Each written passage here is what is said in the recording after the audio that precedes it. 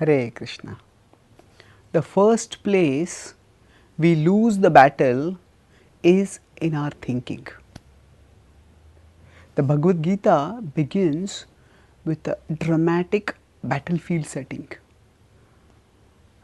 And yet, even before the battle starts, Arjuna puts aside his bow. Visrujya sasharam chapam shokasam vignamanasah. 1.46 describes how he puts aside his bow with his mind overcome by grief. 8 verses later in 2.8 it is stated that Sanjay Vacha evam uktva shikesham gudakeshah parantapa nayotseti govindam uktva tushnim babhuvaha. What he had spoken through his actions earlier in putting aside his bow, now Arjuna spoke through his words. Nayotseti, I will not fight. Uktva tushnim babhuvaha. He became silent. So here, before the battle began, Arjuna lost the battle. In the sense that Arjuna lost the will to fight. And how did this happen? It all happened in his mind, in the thinking. Now the specifics of what Arjuna thought, why he thought, and how his thinking was wrong, that is something which we can discuss when we go into the technicality of the specific situation of the Bhagavad Gita. But without going into that specificity, what we can also focus on is the principle. That here is a heroic warrior, the foremost archer of his times, about to fight the biggest battle of his life, wherein hundreds and thousands of soldiers have all pinned their hopes on his leadership and excellence, wherein he himself has performed austerities for years to develop the skills and acquire the resources necessary to fight this war. And at the verge of such a climactic consequential war, even before the war begins, he loses the war in his mind and he loses the will to fight.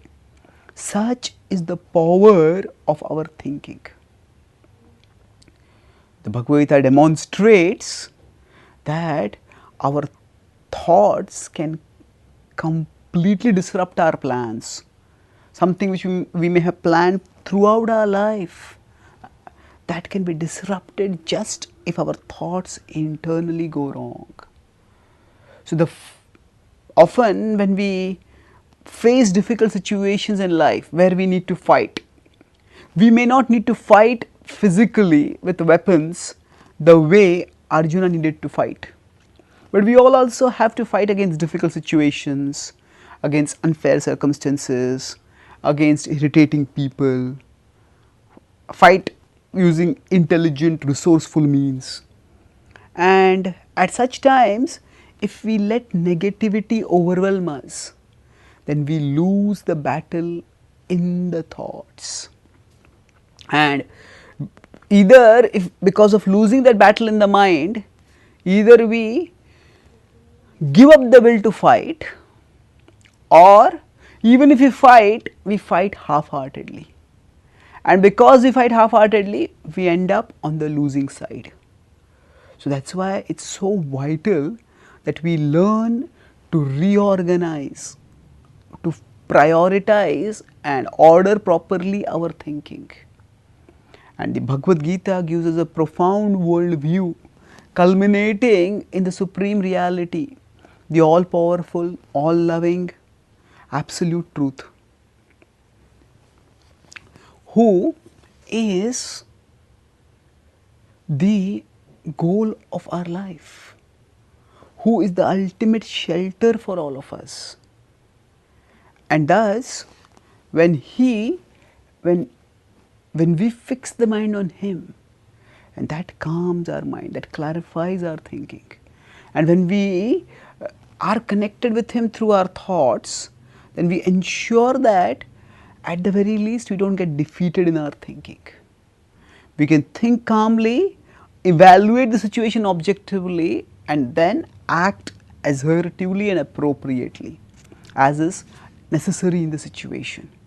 So, from an external perspective, the time fixed on connecting our thoughts with God may seem to be a waste, but from the ultimate perspective, this time is the most valuable time because it prevents the first defeat in our mind and it ensures the first victory in our mind, which is the foundation for whatever results we get thereafter, be it victory or the lack of it. Thank you. Hare Krishna.